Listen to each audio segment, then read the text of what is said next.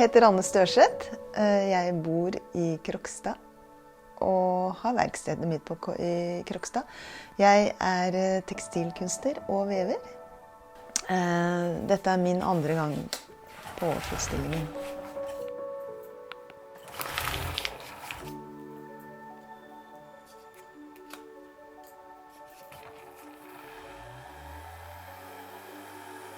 Når jeg var omtrent 17 år, så begynte jeg å snuse på veving.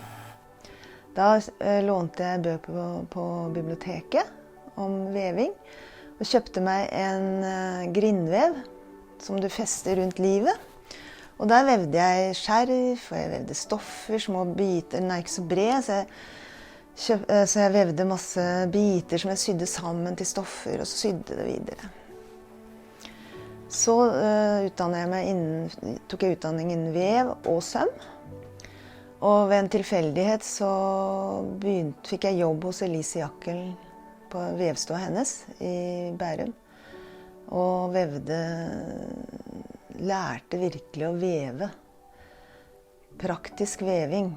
Og lærte å sitte i vevstolen 7-8 timer hver eneste dag, hver eneste uke, hvert eneste år. Så ble det til at jeg tok over den vevstua til Elise Jackel i 1985. Jeg ble gravid det året jeg tok over vevstua, og da sa disse venninnene til Elise Jackel, det der kommer du alltid klare når du får barn. Tenkte jeg, jo, det skal jeg klare. Jeg fikk 3 barn i løpet av 5 år, så vevstua den gikk, men jeg måtte roe den ned litt. Og så da fikk jeg vevere rundt omkring på Østlandet til å sitte og veve for meg. Reiste opp med vever og satte de opp. Ble utrolig god på det da, sette opp vever for de. Så holdt på med det noen år.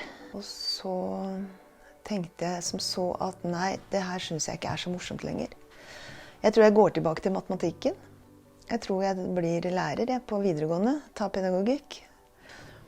Og så hadde da Vibeke Vestby på Troner Engineering, hun var min lærer på lærerskolen i forming, så jeg hadde kjent henne. Hun begynte å utvikle TC2-veven, eller TC1-vev først da, den veven her. Så kjøpte jeg den i 2006. Når jeg fikk den veven så åpnet det seg en ny verden for meg. Nå kunne jeg veve, nå trengte jeg ikke bare veve striper, ruter, melerte ting. Nå kunne jeg lage runde former, rare former, ansikter. Jeg kunne veve alt. Så etter at jeg hadde hatt TC1-veven en stund, så utviklet Vibeke TC2-veven, som jeg har nå. Og den er utrolig bra verktøy. Jeg elsker den veven. Det er en fantastisk vev. Det er bare muligheter på den. Jeg liker også å prøve ut veven, hva jeg kan gjøre med den. På den. Men jeg begynner, når jeg får en idé, så jobber jeg med det på Photoshop, eller jeg jobber på Procreate med tingene, ser hva som skjer.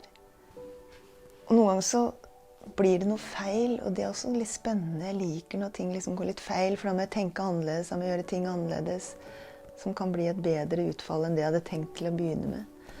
Når jeg har funnet ut motivet, hva jeg skal lage, så må jeg gå inn på garn, tenke på hva slags garn jeg skal bruke. Skal det være tjukt, tynt, elastisk?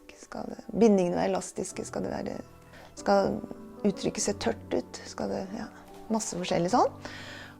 Når jeg er kommet dit hen, da begynner jeg å lage en fargepalett på veven. Med de fargene jeg tror kan passe. Og noen ganger passer det ikke i det hele tatt, så jeg må begynne med andre ting. Jeg bruker fargelære veldig aktivt når jeg vever. Hvis jeg liksom vil ha mer gråtone på noe, så putter jeg inn komplementærfarge for å få litt grått inn og mye sånt. Jeg jobber fram og tilbake på Photoshop veldig mye før jeg begynner å veve, fordi det er Photoshop som snakker med veven. På den veven jeg har nå, så har jeg 1760 tråder, og da kan jeg styre en og en tråd individuelt. Og en piksel på Photoshopen eller på bildet mitt, det er en tråd. Så det er helt uante muligheter. Det er helt fantastisk. Altså skissen til mitt åkle, det var ferdig i 2014. Da jobbet jeg en del med åkler. Og også gamle strikkemønstre. Jeg hadde lyst til å kombinere det på et vis. Jeg vevde noen av de skissene jeg hadde lagd på den tida, men resten la jeg inn i en mappe som heter Ideer til veving. Og den mappa den går jeg innom, kikker jeg på med jevne mellomrom. Og så hadde jeg en rød renning, og så visste jeg ikke helt hva jeg skulle lage på den.